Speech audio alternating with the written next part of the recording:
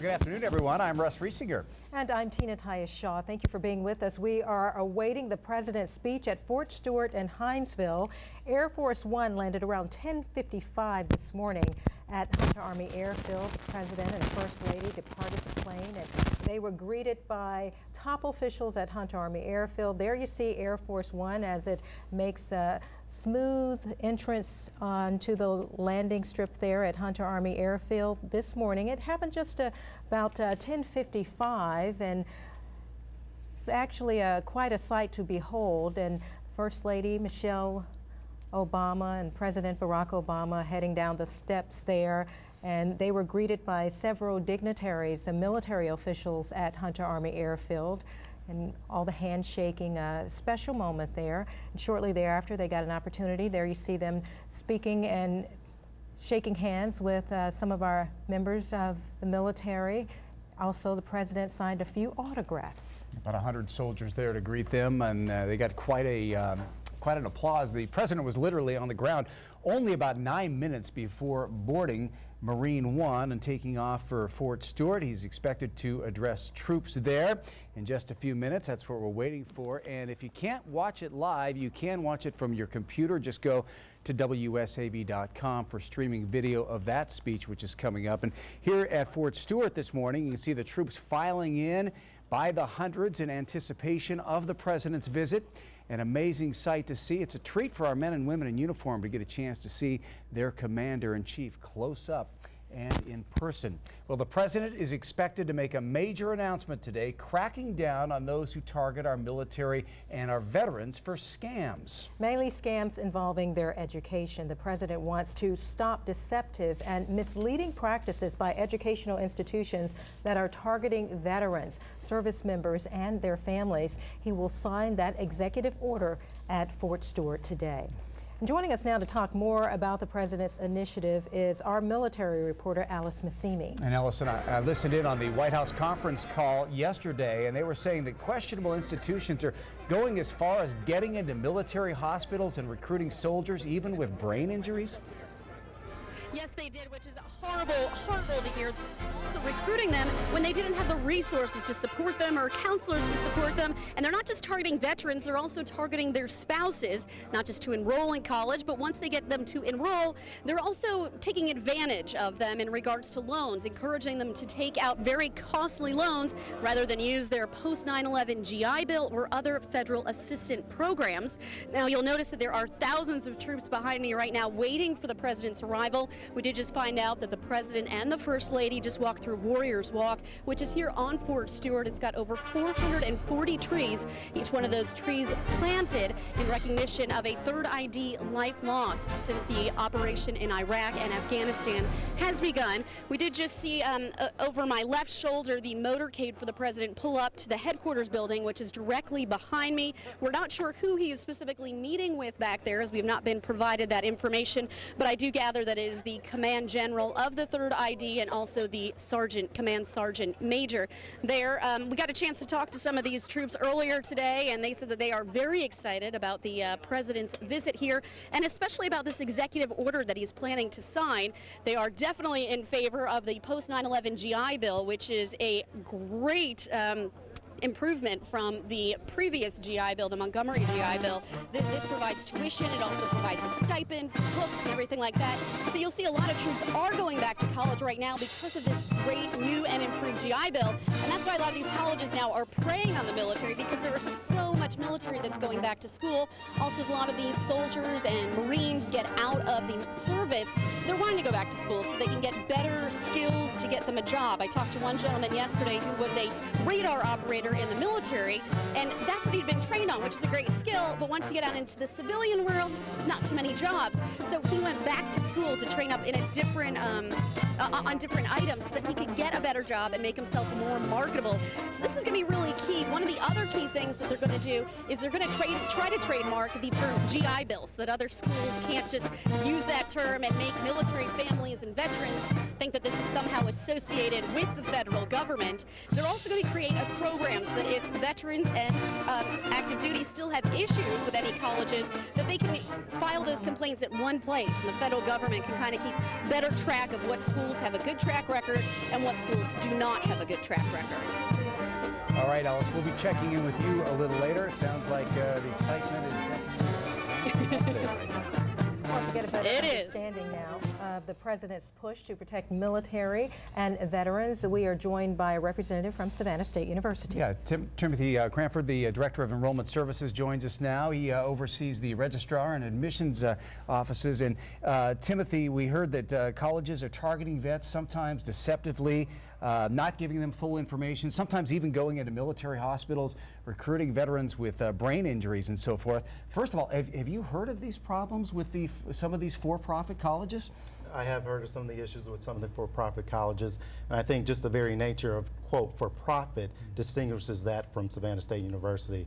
We've been around for 100+ years, so our gear, our direction is not for-profit. So we've recently hired a military person, and that person actually cultivates that student from the beginning to the end, all the way through the entire process, helping them select their majors, helping them get their financial aid and their veterans benefits. I'm a product of the previous GI Bill, which doesn't have all the benefits it has now, so I understand the process that the veterans are going through coming out of the military into civilian world. So I understand the issues that they're facing. What are some other ways that Savannah State, you're keeping a watchful eye to make sure that our veterans are taken care of and they're not taken advantage of? Actually, the VA certifying officials actually meet with veterans each semester. They have to come see us in order for us to approve those benefits, so we can verify that they're actually in the classes that they're supposed to be. So we've actually designated an individual who works with these individuals every day. They're actually on staff Monday through Thursday. We're actually extending that, so there'll be a full-time personnel. In addition to that, Savannah State, as part of the Complete Georgia Plan, is moving to attract more veterans and more adult learners. So we're currently looking at opening up a veterans liaison area where these individuals can come together, collaborate, talk among themselves, and try to, you know, just make that stream very smooth for them when they exit the military service. So you said you went from military yourself and then got your education. What were some of the challenges that you faced after your military career? I guess the challenges in itself is just really getting acclimated back to civilian world. A lot of our troops are serving our countries in Afghanistan and Iraq, coming back with you know, issues, and we have disability services and counseling that can help them, guide them through that process. So I understand, you know, that it might not be a smooth transition for some of the veterans coming back. So we have services in place, and I think the key is having support for them, letting them know that you're here to guide them through that process, and you're not, you know, and you don't just have your hand out wanting the benefits of them being a military personnel. And a couple other things that this executive order that the president will sign here in just a few minutes will do is create a centralized complaint system. It'll collect data on some of these for-profit colleges to find out how much revenue comes from military and VA. You think that's a good idea? I think it's a very good idea. I think it will put in place certain services that should be there, certain, I guess, quality control assurances, so that those individuals, again, our goal at Savannah State is to get that student in and graduate that student. It's not to gain profit for those individuals at all. It's to get them in and matriculate in 4 years and get them out so that it can be better served in our communities, assisting other veterans. So our goal is to get them in and get them out in 4 years. In your opinion, Timothy, is this plan or executive order that President Barack Obama will sign today something that's long overdue? Yes, I do think it's long overdue. I think there is a need. I think that some individuals are circumventing the system for their own profit. So I do think it's a good direction that we're going into. I want to see other institutions actually, you know, serving those individuals to get them in and get them out in 4 years so that they can be better citizens to our nation and to other veterans. All right, Timothy Cranford from SSU, thank you so much for joining us today. Thank you. Well, the First Lady will also be on hand today to talk about her 3 main initiatives. We've heard a little about those last night during a conference call with the White House, now employing veterans, military member and veteran wellness, and of course education, which we just talked about. Well, let's take a closer look now at employment. And we know that the situation is bad with the tens of thousands of military men and women out of work. Thankfully, though, here at home, we have the resources available to help. And Alice Massimi spoke with some area veterans about the challenges they face after life in the military. Anthony Smith served in the U.S. Army for more than 4 years as a radar operator. A veteran of Desert Storm, when he left the service, it was tough to find a job. It's very difficult, you know. What you did in the military, not necessarily you might not be doing out here in the civilian life. Jobless, Smith ended up homeless. That is until he linked up with Operation Open Doors. They paved the way for me, you know, gave me the life skills and the ethics training, and I went from there. I put in the footwork. A program funded by the federal government, Open Doors is run by Goodwill. Tabitha Robinson is the program manager. On any given night, over 200,000 veterans are homeless across the streets of America. Open Doors is slowly chipping away at that number. In Savannah alone, the program has found jobs for more than 70 vets and housing for 150. I'm very thankful. You know, there's a lot of people didn't get the opportunity that I've gotten, and it's been truly a blessing. Isaac Smith is also an Army veteran.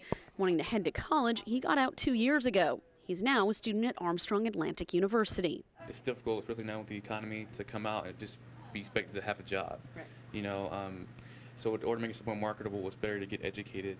To make sure it's a smooth transition, Maura Polani, the Veterans Affairs Coordinator at Armstrong, explains they have several programs in place. We help veterans when they start school. We help them go through the admissions process. We help them start their benefits. It's the little things that count. And Polani says it's the least she can do. They have done so much to serve our country that we are doing the little bit we can to give back. Alice Massimi, WSAV News 3. Well, joining us now to talk more about Operation Open Doors is Tabitha Robinson. And this is a very important program kicked off here in Savannah back in July. And we want to bring Tabitha in. Tabitha, the last time I got an opportunity to talk to you, I believe it was last July when Operation Open Doors actually started. There was major federal funding for this program. Tell me a little bit about how the program has succeeded. Yes, back in 2010, we were awarded federal funding, the Homeless Veterans Reintegration Program. We received over $192,000 funding to help homeless veterans obtain employment. And tell us about some of the challenges that these veterans are facing.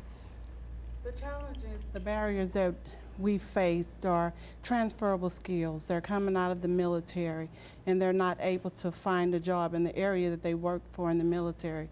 Also, untreated medical issues. Some of them are transitioning directly from combat and haven't received the services that they have needed. So we've had to refer them out to receive help before we could actually place them into employment. A little bit about those who have been employed.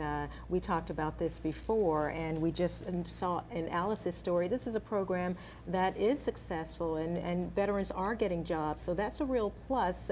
Any number that you can give us on the people who have been able to gain employment? Yes, we received funding in July. We opened our doors in September. We've employed 70 veterans since that time. So it's been a challenge, but we've had community support. We've employed some of them at the school board office, Lloyd's Eye Care Center, the different restaurants and businesses in the community. And Tabitha, in terms of funding for the future, what are we looking at to make sure we're able to get even more of our veterans back to work? Well, we are anticipating receiving funding from the Social Support Service Family Grant. We applied for $1 million and we are waiting a response any day now. And I imagine with the two wars winding down now, there is going to be more of a need for this as more of these veterans transition into everyday civilian life. Yes, and we were definitely proactive with that approach. The new grant will target 26 counties throughout the coastal empire. We'll have employment specialists, counselors throughout those counties, helping the guys that may need services from the drawdown to immediately place them back into work. And we also have G-Star, a staffing agency that's working hand in hand with us to make sure that these guys come out of the military and they're able to land a job. I know you've had some career fairs for our veterans. Any in the future? Yes, we plan on hosting another career fair within the next 3 months. Okay. Denver, we appreciate you joining us today. Thank you you. very much.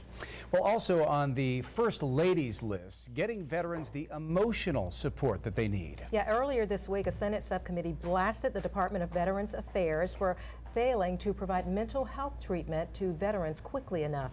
A new report says that half of veterans who need such treatment don't get it in a timely manner. The Veterans Administration claims that 95% of vets get a mental health evaluation within 2 weeks of requesting one, but an independent study found the actual number is closer to 40%. And senators and servicemen say that's simply not good enough. Let me be clear. I do not wish to discredit the VA or its mental health staff, who work diligently to help veterans. But for all it strives to do, the VA's mental health system is deeply flawed.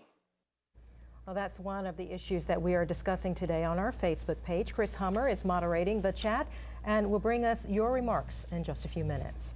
All right, here is a story that really brings it home. Labor Day, September 6, 2010, a man carrying a duffel bag full of weapons enters Wynn Army Community Hospital on Fort Stewart and takes hostages at gunpoint. He demands treatment, promises to go out in a blaze of glory, but this story does not end in violence.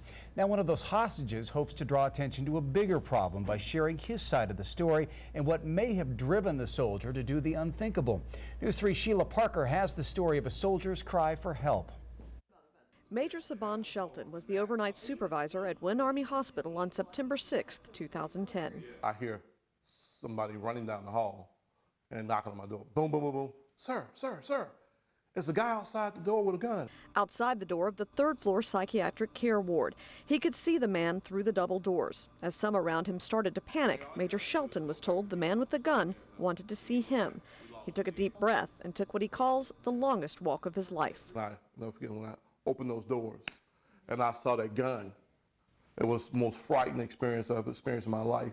The man was someone Major Shelton had never seen before. 29-year-old Robert Quinones had not been treated at Fort Stewart. The major introduced himself. I'm the person in charge tonight. How can I help? He said, I need some psych now. I need a psych doctor, psych somebody. I need something right now. I'm tired of everything I've been going through. Every time I talk to somebody, they just throw meds at me, throw meds at me. You know how bad these meds make you feel? These meds make you feel horrible. With years of experience as a psychiatric nurse, Major Shelton says he quickly realized he needed to de-escalate the situation. He began asking Quinones about his background. Over nearly 2 hours, held at gunpoint, he learned Robert Quinones had spent more than a year in Iraq as part of a quick reaction force, a company under frequent threat from snipers and IEDs. He'd been medically retired due to the effects of post-traumatic stress syndrome, was on a variety of medications, and had been drinking that night. One of the previous complaints that he had from talking is that no one listened. No one listened. I went, everyone, that was a consistent theme here. No one listened. The doctors wouldn't listen. Nobody listened. So now I'm going to be heard. And to make sure of that, in addition to the firearm he carried, Robert Quinones had entered the hospital with a duffel bag holding 3 more guns, a .38 and 2 assault rifles. He armed himself with some of these during their conversation. He said, I'm ready to go out in a blaze of glory now. I'm like, no, we're not going to be going out in a blaze of glory tonight. And I said, you need counseling. You need counseling. If you kill me, or you kill yourself, if you want to end the story, another veteran, kill someone, story's over. But if you decide to put the gun down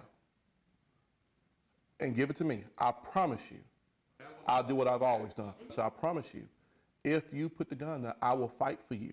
Robert Quinones eventually handed his weapons over and allowed Major Shelton to escort him out to waiting authorities. One of the last things he said to the major was, I just embarrassed my family.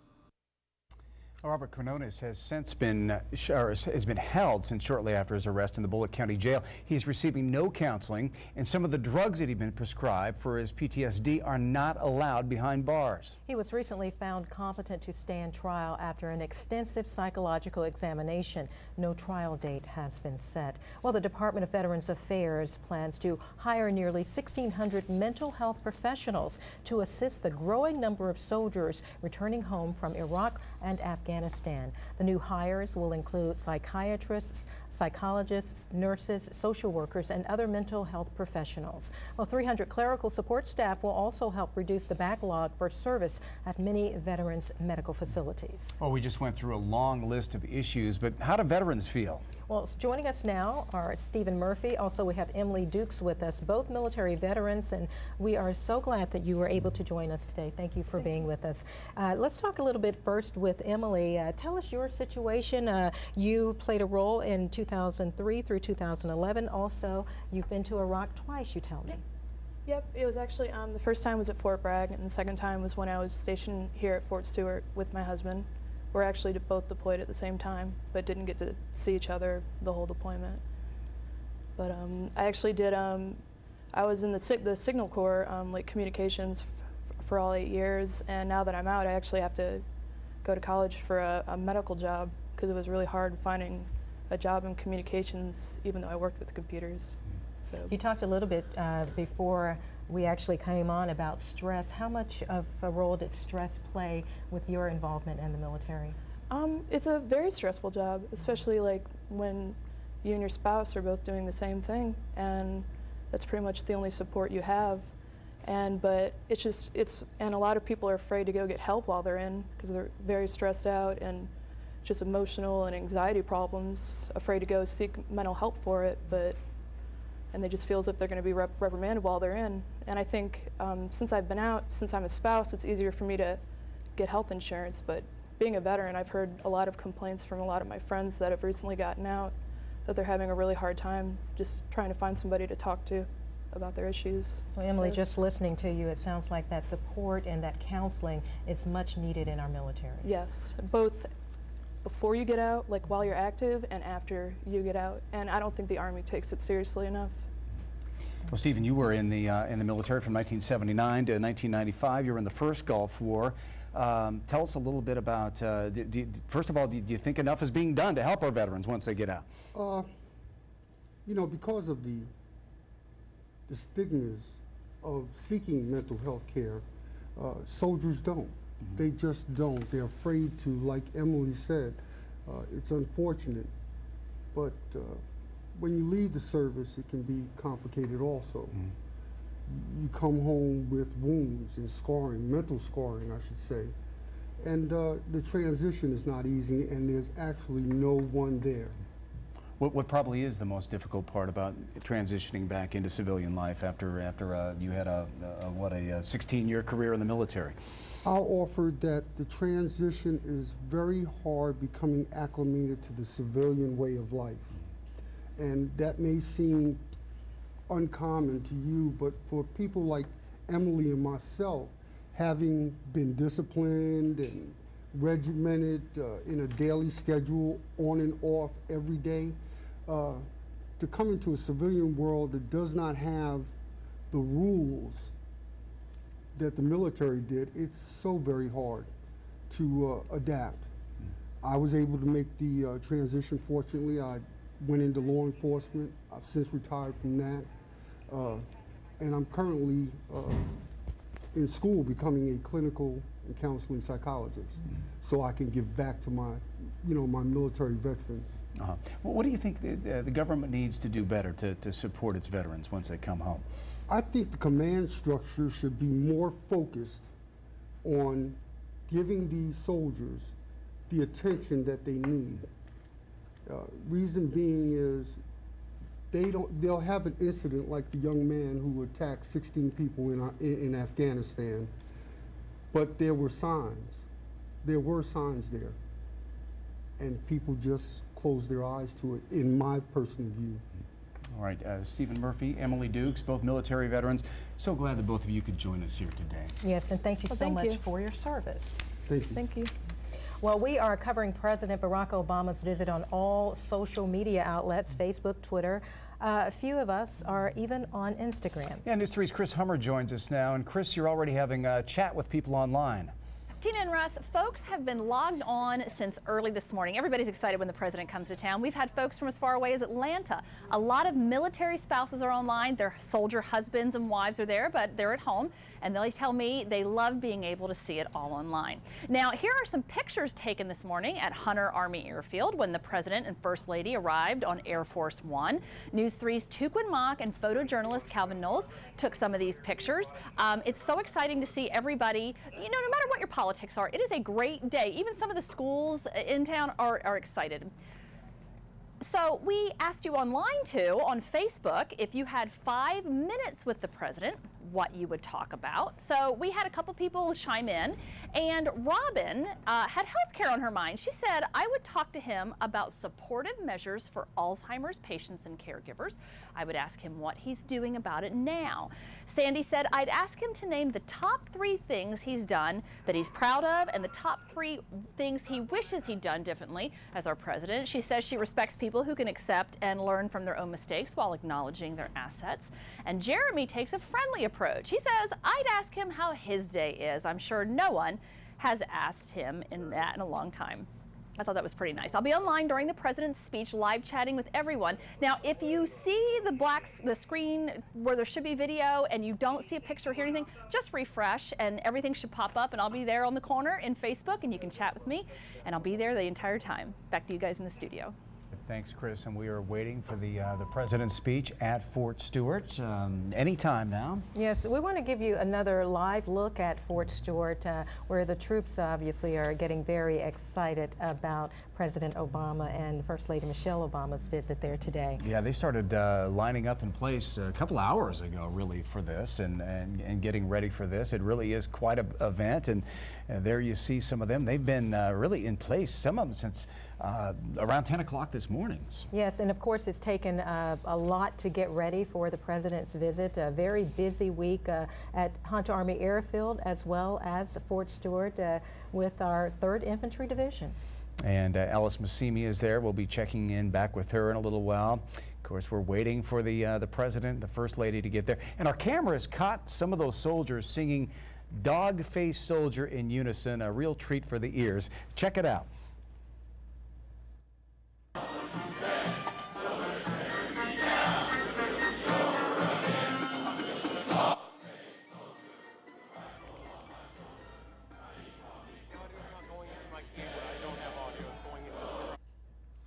All right, Dog-Faced Soldier. We want to check back in. ID. Oh yes, and they sing very well. Let's check back in now with military reporter Alice Massimi. She is live at Fort Stewart as we await the president's speech. Alice. On the podium back there, which means that the president should be coming out any time now. We did get word that he was in the headquarters building, which is right behind me, the 3rd Infantry Division headquarters building, visiting with the commanding general of the 3rd Infantry Division and also the command sergeant major of the 3rd Infantry Division. Prior to that, they went and walked along Warriors Walk, which is where the trees are planted in remembrance of each life lost since Operation Iraqi Freedom began, and also Operation Enduring Freedom in Afghanistan. Now, the president is here again to talk about a new education initiative, but it's important to note that there are also many other issues on his plate right now, including several cuts to the defense budget. They're looking at reducing the size of the Army, also reducing the number of brigades in the Army, which many military bases are bracing for because that could be a major economic loss. Here at Fort Stewart, they've told me that they're pretty sure that they're safe, especially since they just added a 4th Brigade. We're going to look over my shoulder here. It looks like they're bringing out water. The crowd is a little anxious for the president to arrive and a little hot out here, so anything initiates a little bit of excitement. Also to note is that the First Lady, this is not the first initiative that she's been involved in helping out the military. She began a campaign along with the Vice President's wife, Jill Biden, about a year and a half ago, called Joining Forces. And the push for that is to employ and also train our military and to also train others to help our military. One of the most recent pushes is training nurses throughout the country to deal with veterans who have TBI or PTSD, which is a very critical need out there right now. Tina and Russ? Thank you, Ellis. And through that program, the White House says that some 60,000 veterans have been put back to work this year alone, and they expect much more in the coming year. So. Yes, just hearing the words "put back to work," that means so much. You know, Russ, I've had an opportunity to talk to many veterans right here in the Savannah area, and they've struggled. A lot of people, obviously, throughout the country are struggling. When you think about our veterans, those who've served our country, you really want to stand up for them. You want to make sure they get the help they need. Well, the last time the president came to Savannah was back in March of 2010. And you may remember the president and his staff went to lunch at Mrs. Wilkes on Jones Street. The restaurant apparently got just a few minutes notice before the commander-in-chief stopped by to eat. Folks stood up in unison and applauded Mr. Obama as he walked in. It was quite a memorable moment and a sight to see. I bet it was, and I remember him saying he enjoyed the food there as well. And there he was. He also was at Savannah Tech, yes, talking about some of the new energy that they're working with there, with their solar program and so forth. And as we said earlier, the president is expected to make a major announcement today, cracking down on those who target our military and our veterans for scams. Mainly scams involving their education. The president wants to stop deceptive and misleading practices by educational institutions that are targeting veterans, service members, and their families. He will sign that executive order at Fort Stewart today. Yeah, they say basically that the president wants to stop these practices that have become more prevalent since the GI Bill, the new GI Bill, became law. There have been a number of reports that some schools are not providing the kind of guidance to veterans and recruiting veterans with major disabilities without providing counseling and other services, all at the same time while racking up huge profits. So the president will sign that executive order to address those concerns and also to safeguard the government's investment, because it is a very large investment. And there again, you see the picture at Fort Stewart as we await the president to come out and make his speech. And those soldiers have been waiting for a couple of hours now, Tina. You know, Russ, our soldiers are at a point in their career, many of them, where they are used to waiting. It's called hurry up and wait. So, yep, they are used to it. But beautiful sight there at Fort Stewart in Hinesville. Yes, as today. And the weather could not have been any better. No, absolutely not. As the president arrived here in Savannah at Hunt Army Airfield this morning, our meteorologist Lee Haywood was quick to say, "Hey Tina, it's a beautiful day and it's 76 degrees. So great weather for this special occasion." I don't know if we can get the video back from the president and the first lady when they arrived at Hunter, but that was quite a scene as well when they came here. They arrived at about well, it was about 10:58. They were actually only on the ground for about 10 minutes, but I bet that the soldiers who they talked to, it's something they're going to remember probably for the rest of their lives. And there's Air Force One coming into town. Yes, making a very smooth landing here in Savannah at the airstrip Hunt Army Airfield this morning. And as the soldiers and the military officials, the dignitaries waited for the president and first lady to come down the stairs there, I'm sure, you know, there they are. You see them coming down. There was a lot of excitement in the air.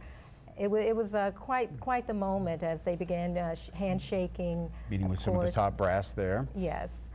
And they got a rather large applause as well. And here are the soldiers at Fort Stewart filing in by the hundreds this morning. This started about 10 o'clock as they started getting in place for the big event there. And really, preparations for this have been going on for a while. Yes, for a while. And we think back to, what, Russ, about a month and a half ago, and we had calls from people saying, "Hey, Air Force One is in town. What's going on?" Well, we kind of get the picture. Actually, we get the picture now, the big picture. Perhaps they were just in town to scope out the area, just to make sure that everything's safe as they prepared for what was at that time an unannounced visit. Yeah, that's our best guess. Yes. So. All right, got some more pictures from our Facebook page, the WSAV Facebook page. There you see Air Force One, and there again the president and first lady arriving at Hunter, and this is Fort Stewart here. And that's the sign outside of Hunter Army Airfield. That looked like the sign outside on White Bluff the entrance, one of the entrance, I should say, to Hunter. There you see First Lady Michelle Obama greeting some of our soldiers there, and I'm sure there were a lot of thank yous from the President and First Lady to our military for their service. And they boarded Marine One there at Hunter to make the flight over to Fort Stewart.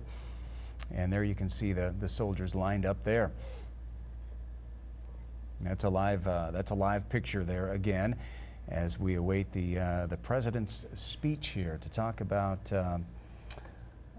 what they call deceptive and misleading practices by some for-profit colleges targeting veterans and racking up huge profits at the same time, they say, with many of these veterans not graduating or really being capable of making it through the program. Right. So we want to make some changes to that. Yes, and we're going to hear from the President here shortly. Now we want to take it live to Fort Stewart, back to Alice Massimi. Hey, Alice, what's the situation now?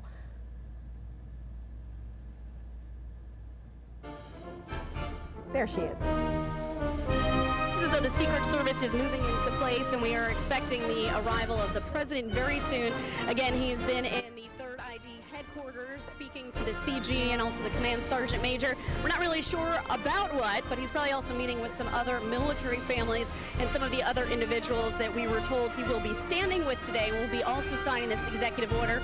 Some of them former 3rd Infantry Division soldiers, some of them also spouses.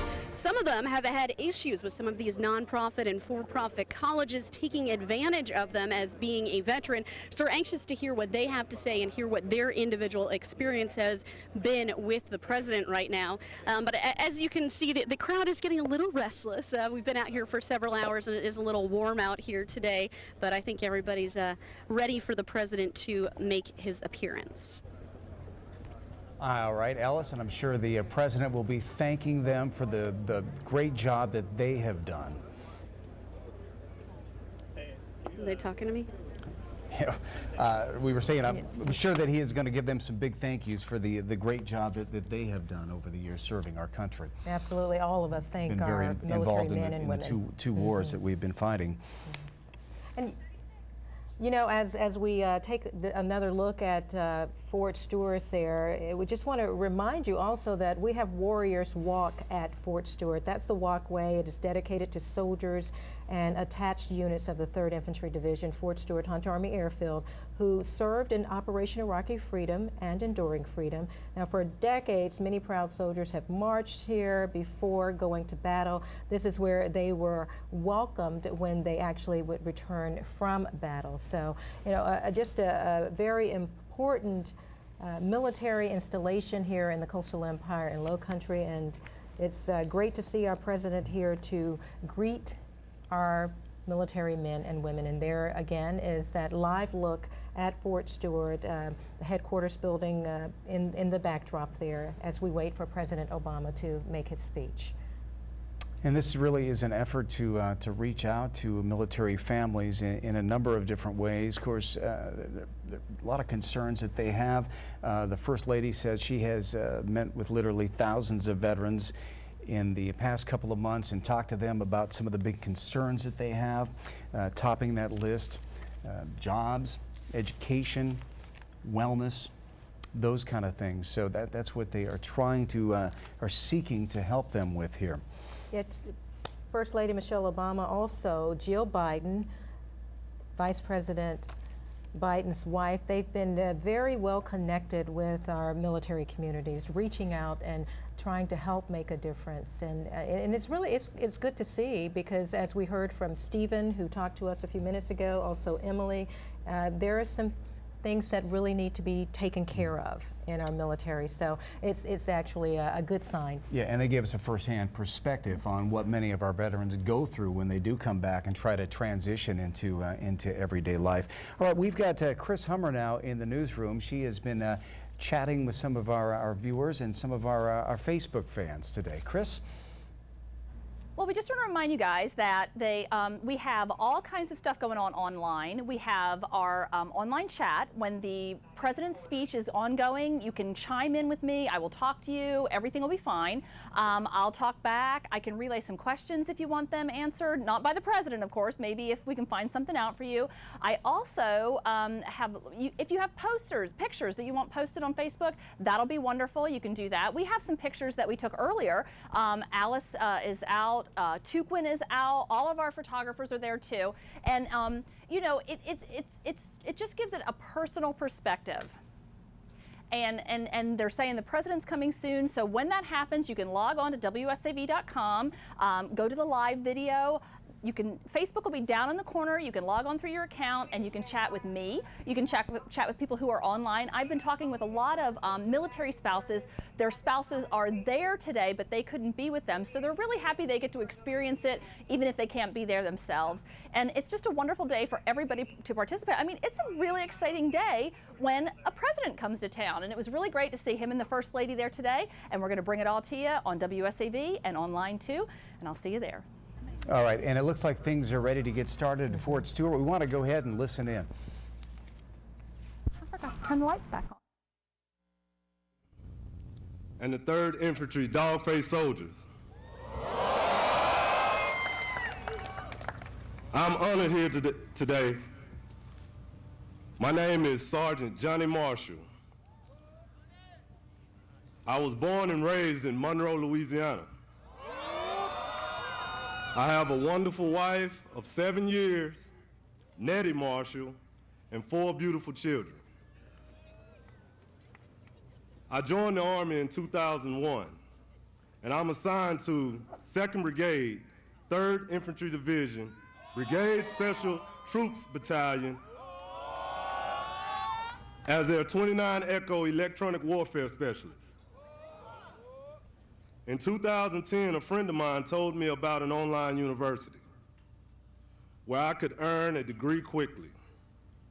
I told him I was interested. Thereafter, I was contacted by this for-profit university and decided to enroll. This was an awful experience. I didn't feel like I was learning. Furthermore, I was not being challenged in class. I never wanted to be given grades. I wanted to earn them. It did not feel like this university had their priorities in order. For example, I called the school because I was having trouble logging in to an online course. After several weeks passed, I received a phone call. It turns out they were not calling me to solve my problem. They were calling to recruit my wife. They were not looking out for my education. I felt the focus was all financial. So I reported to my chain of command in search of ideas to resolve this situation. I attended an educational fair in the fall of 2011. I immediately enrolled in Central Texas College. I'm pleased to report that I'm taking classes and have everything I need: books, necessary classes, and sincere academic advice. I'm able to attend class around my training schedule thanks to Staff Sergeant Bozeman, Staff Sergeant Jordan, Staff Sergeant Young, and the 2-3 BSTB Titans. I'm thankful the President and First Lady are here to address this issue. I'm glad they are taking action.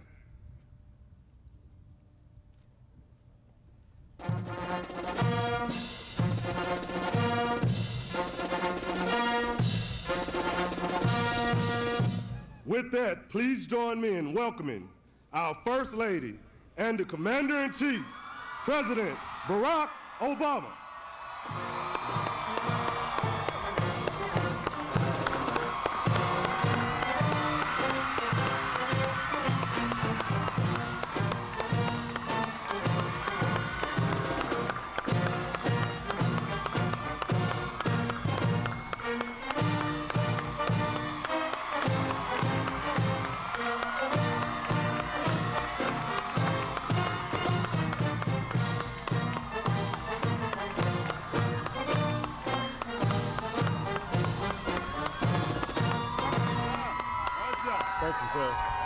Thank you, sir. Appreciate it. Yes, sir. Thank you, man. Thank you, man.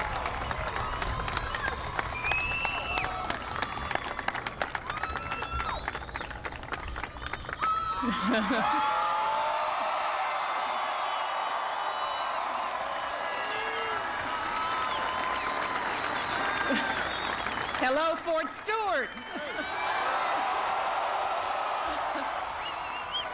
We are beyond thrilled to be with all of you today. And before I get started, there's just one thing I want to say, and that is, hooah! Did I do that right? All right, good. Phew. I want to start by thanking Sergeant Marshall for that very kind introduction and for sharing his story with us today. And I want to thank all of you, our men and women in uniform, our veterans, and your extraordinary families. I mean, absolutely, for the families, yes. One of my greatest privileges as First Lady has been meeting folks like you on bases in communities all across this country. And I always say this, but I can never say it enough. I am in awe of you. I'm in awe of how many of you signed up to defend our country in a time of war, serving heroically through deployment after deployment. I'm in awe of your families, the spouses who run their households all alone, the kids who step up at home and succeed at school and stay strong through all the challenges they face. With their service, they make your service possible. And I'm also in awe of our veterans because I know that your service doesn't end when you hang up your uniform. For so many of you, your whole life is a tour of duty, and as you become leaders in our communities and continue to give back to our country, you keep serving. And like so many Americans, the more I've learned about the sacrifices you all make, the more I wanted to find a way to express my gratitude, and that's not just with words, but with action. And that's why last year, Jill Biden and I started joining forces. It's a nationwide campaign to recognize, honor, and support our veterans, our troops, and our military families. And I have to tell you, we had barely even finished announcing this campaign when we were inundated with offers to help. I mean, so many people wanted to step up and show their appreciation that we hardly knew where to begin. In our first year alone, more than 1,600 businesses hired more than 60,000 veterans, and they pledged to hire at least 170,000 more in the coming years. Yeah.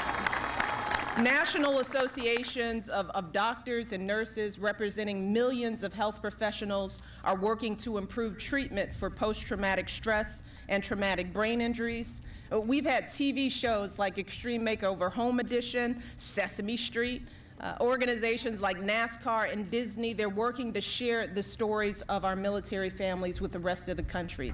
And these are just a few examples out of thousands all across the country. So if I can leave you with just one message today, I want you all to know that America does have your backs.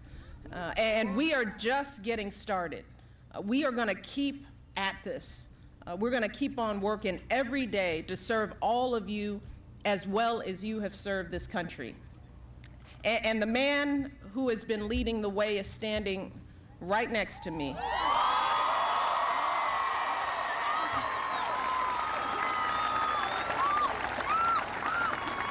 And ladies, I think he's kind of cute.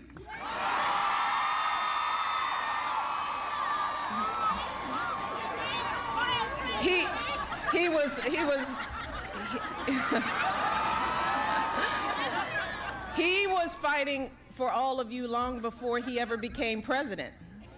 He's made veterans employment a national priority with tax breaks for businesses that hire veterans and wounded warriors. He's working to end the outrage of veterans' homelessness once and for all. He championed the post-9/11 GI Bill, which has helped more than 500,000 veterans and military families go to college. And today, with this new effort to ensure that you all get the education you've earned, that story continues. So please join me in welcoming your strongest advocate, your commander-in-chief, and our president, my husband, Barack Obama.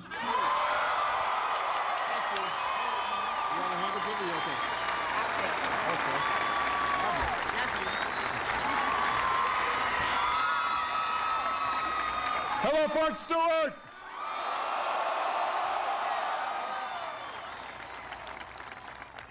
Oh, it is good to be here at Fort Stewart. First of all, how about the First Lady, Michelle Obama? Hooah! She is a tough act to follow. Gentlemen, for the gentlemen out there who are not yet married, let me just explain to you, your goal is to improve your gene pool by marrying somebody who is superior to you. Isn't that right, gentlemen?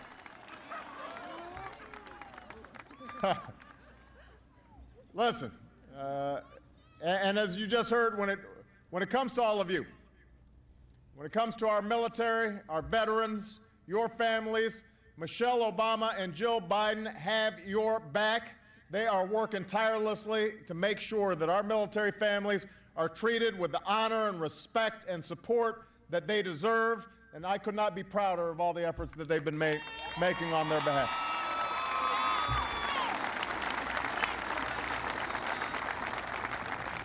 It's a privilege to hang out with some of America's finest, the dog-faced soldiers of the 3rd Infantry Division. We've got to make sure you've got every tool you need to make an informed decision when it comes to picking a school. And that's why Michelle and I are here today. Right now, it's not that easy. I've heard the stories. Some of you guys can relate. You may have experienced it yourselves. You go online to try and find the best school for military members or your spouses or other family members. You end up on a website that looks official. They ask you for your email. They ask you for your phone number. They promise to link you up with a program that fits your goals. Almost immediately after you've typed in all that information, your phone starts ringing. Your inbox starts filling up. You've never been more popular in your life. All these schools want you to enroll with them. And it sounds good. Every school and every business should be out there competing for your skills and your talent and your leadership. Everything that you've shown in uniform. But as some of your comrades have discovered, sometimes you're dealing with folks who aren't interested in helping you. They're not interested in helping you find the best program. They are interested in getting the money. They don't care about you, they care about the cash. So they harass you into making a quick decision with all those calls and emails. And if they can't get you online, they show up on post. One of the worst examples of this is a college recruiter who had the nerve to visit a barracks at Camp Lejeune and enroll Marines with brain injuries, just for the money. These Marines had injuries so severe, some of them couldn't recall what courses the recruiter had signed them up for. That's appalling. That's disgraceful. It should never happen in America. I'm not talking about all schools. Many of them, for-profit and non-profit, provide quality education to our service members and our veterans and their families, but there are some bad actors out there. They'll say you don't have to pay a dime for your degree, but once you register, they'll suddenly make you sign up for a high-interest student loan. They'll say that if you transfer schools, you can transfer credits, but when you actually try to do that, you suddenly find out that you can't. They'll say they've got a job placement program when in fact they don't. It's not right. They're trying to swindle and hoodwink you. And today here at Fort Stewart, we're going to put an end to it. We're putting an end to it.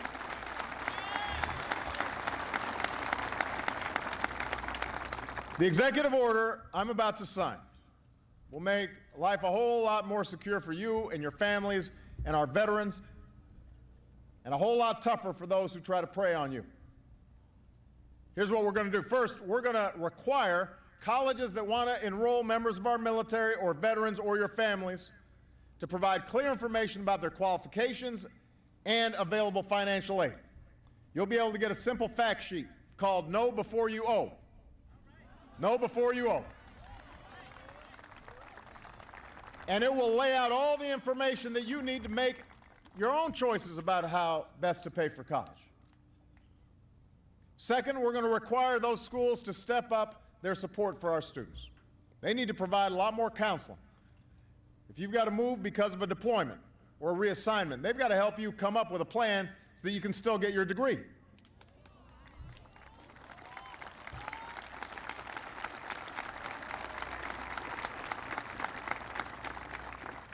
Number three, excuse me. Number three, we're going to bring an end to the aggressive and sometimes dishonest recruiting that takes place. We're going to up our oversight of improper recruitment practices. We're going to strengthen the rules about who can come on post and talk to service members. And we're going to make it a lot easier for all of you to file complaints and for us to take action when somebody's not acting right. This is about making sure you succeed, because when you succeed, our country succeeds. It's that simple. After all, at the end of World War II, so many Americans like my grandfather came home to new opportunities. Because the original GI Bill, by 1947, half of all Americans who enrolled in college were veterans. And you know what? They did pretty well. They rose to become presidents and Supreme Court justices and Nobel Prize winners. They went on to become scientists and engineers and doctors and nurses. 8 million Americans were educated under the original GI Bill. And together they forged the backbone of what would become the largest middle class that the world had ever seen. They built this country. They turned us into that economic superpower. And we can do it again. Now, we face tough times. We've gone through the worst recession since the Great Depression, 2 wars. But you know what? We've faced tough times before. And all of you know something that America should never forget. Just as you rise or fall as one unit, we rise or fall as one nation. Just as you have each other's backs, what's always made America great is that we have each other's backs. Each of us is only here because somebody looked out for us. Not just our parents, but our neighbors and our communities and our houses of worship and our VFW halls. Each of us is here because we had a country that was willing to invest in things like community colleges and universities and scientific research and medicine and caring for our veterans. Each of us is only here because somebody somewhere had our backs. This country exists because generations of Americans worked together and looked out for one another. Out of many, we are one. Those are the values we've got to return to. If we do, there's nothing this country cannot achieve. There's no challenge that's too great for us. There's no destiny beyond our reach. As long as we're joined in common purpose and common resolve, better days will always lie ahead, and we will remind everybody why the United States of America is the greatest country on earth. And as I look out at this sea of incredible men and women, it gives me confidence that our best days are still ahead. God bless you. God bless our armed services. God bless the 3rd Division. God bless the United States of America. Thank you very much.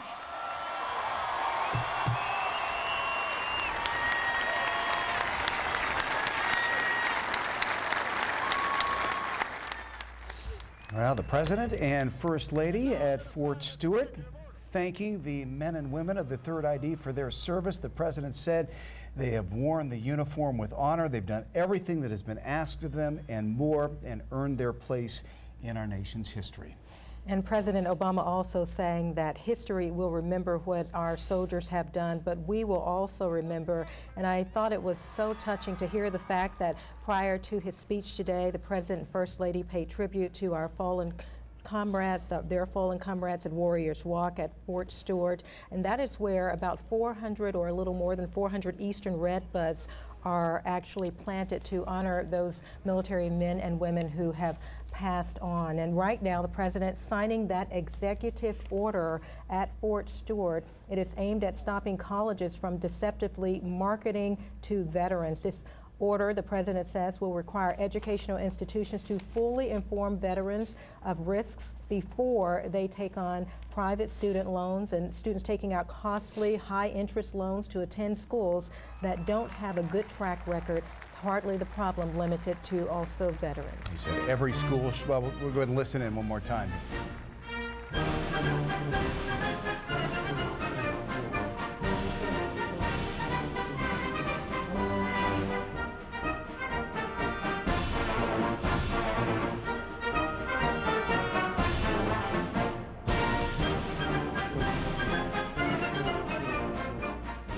Back to that executive order, though, the President saying that every school should be out there competing for our veterans and military personnel's talent and leadership skills. But he says, unfortunately, some of them are only interested in money. And so that is the reason for this executive order that you just saw him signing a few moments ago.